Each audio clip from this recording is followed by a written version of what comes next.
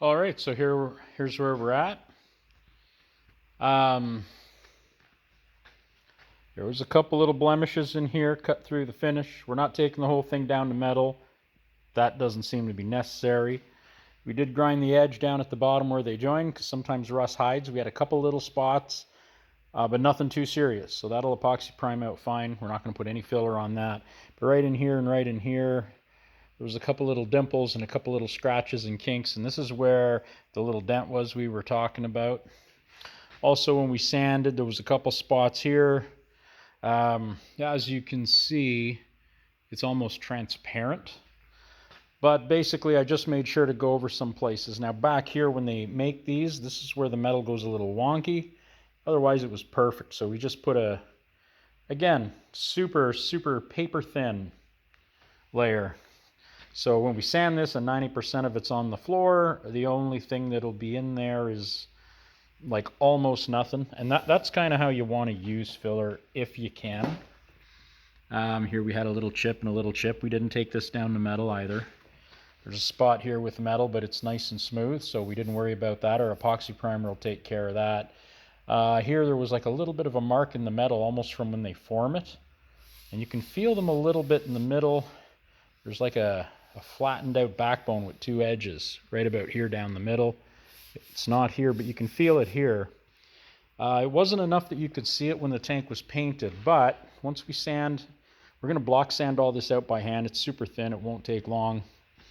And what we're going to do up here is nothing, but when we use our Cree 321, we're going to put, we're using a 1.8 nozzle, and the gun I have with a 1.8 puts it on pretty thick. We're going to do 3 coats. Now what I mean by that is we'll go around our whole edge, we'll bury all our filler in bare metal with 1 coat, and then we'll just kind of go everywhere to make sure the whole thing is coated and sealed. Our second coat, we're just going to come around nice and fat. Third coat, same thing. So there's going to be a pretty fat coat of hybrid epoxy primer on here. Now the reason I use Cree 321, yes, it eats a lot of paper, but it does sand really well nonetheless. We're just going to eat the paper. I think it's worth doing. And we're just going to hand sand back and forth, and you know, we'll go this way in a crosshatch. We'll go this way. And that'll make everything nice, round, and bubbly, so it's going to look really, really good in the sun. Now, if you're doing one color, that is probably more important. There didn't seem to be much here. We wiped it on, wiped it off. It left very little. So that'll sand out pretty good. This side actually was nice, couple little chips. And back here I wasn't too sure, so we filled it. We probably didn't need to.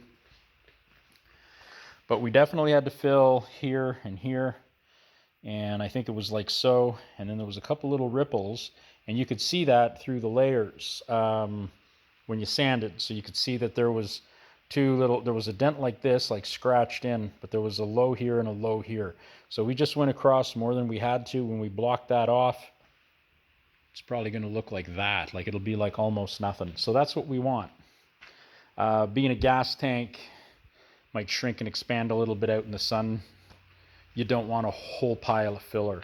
So if you had a great big, like not a little ding, but a proper dent, you'd probably want to pull that out as much as possible, unless you figure it's hard enough. And again, there's different fillers. This is what I used. Seems to shrink and expand and move around and do all those things. It's very flexible. As long as you put it on real tight, that will stick on. And I mean, they tell you to do that. I mean, maybe you just slap it on there and it's just fine. But I mean, I always go real tight. I've never had an issue. I've never had a comeback. For instance, right here, I can feel we sanded a spot out here and there's a little dimple there, but I know my primer will take care of that. So that's why we didn't touch any of the bare metal spots. Can you use filler over bare metal? This one you can. There's resins and stuff in there that basically once you put the hardener in, and this is the thing that I think people get a little bit lost at. So can you put, or should you put epoxy on the whole thing first, bare metal and all, and then do your filler work on top versus doing it the old school way and then filling it? Now, 2 things.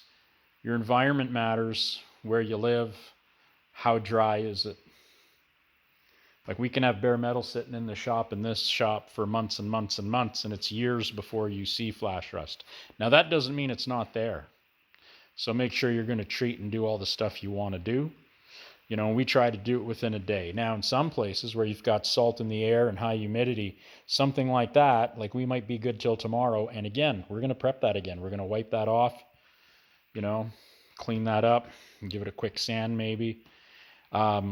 But if you're down somewhere, you know, with humid air and whatnot, that's going to flash rust really quick. You can't leave that overnight. You got about an hour. Some places you have more. It just depends, right? And it depends how good the metal was to begin with. We had a chip, so we're not too worried. But if you had rust and you ground it off and you were able to clean it up, there's probably rust you can't see already in that metal. The thing you got to understand with metal is it starts to rust from the day it's born. There's going to be oxidation in it the moment there's oxygen in the air touching it with a little bit of humidity. So keep that in mind. But yeah, so that's where we're at. So we'll block that out later. And I probably won't come back to show it to you blocked. We'll just block it out. We'll put our 3 fat coats of epoxy on and we'll call it a day.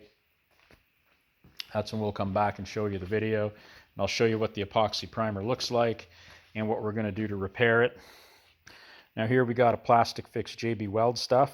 And I like this one in particular. I believe it's called Quick Weld with a K. The reason I like it, I've done it before and I can flex stuff and it don't let go. What we did is we ground a line on each side with a small cutoff wheel and we put a couple lines across it just to give it a good hatch. We also bent the crack open, put epoxy in it, let it close, and we spread this out. Now, the reason I like this one in particular, it's very sandable. So if you look here, here, and here, there's 3 spots. That's where there was 3 little chips, or where the badge wore through, or whatever it was, right? There was a chip, then 2 places where the corner of the badging wore through.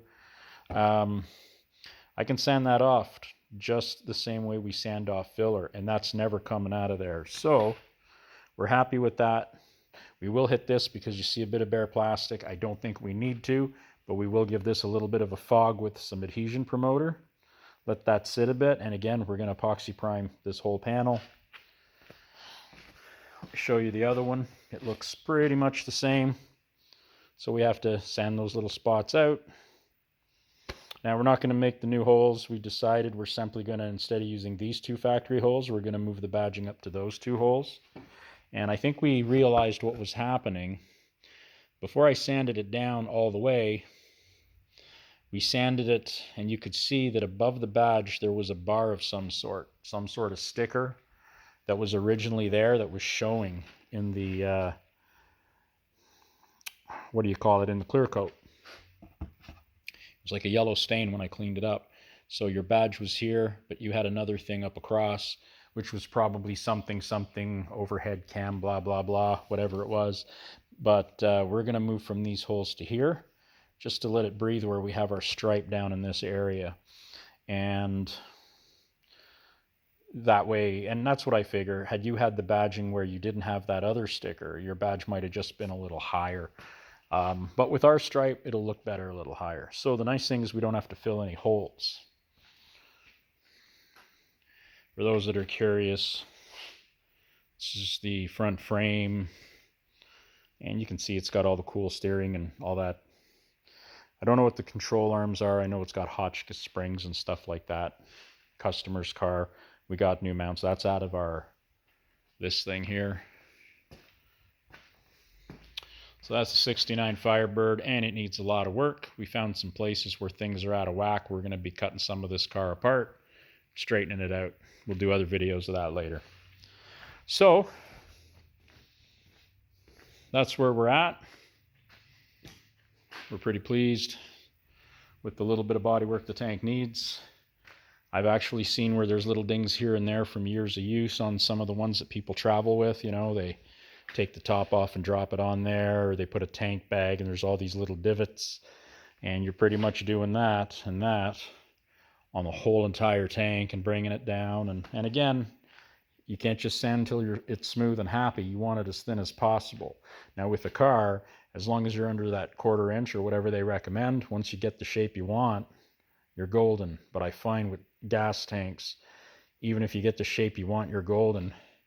You want it to look like this, more or less. You want to be able to see through it where it's transparent, because that's thin enough that it's not going to fail on you later. You know, and I mean, odds are it probably won't anyway, but you should do everything in your power to, try to make the job as good as you can. And that's all we're doing. Thanks for watching.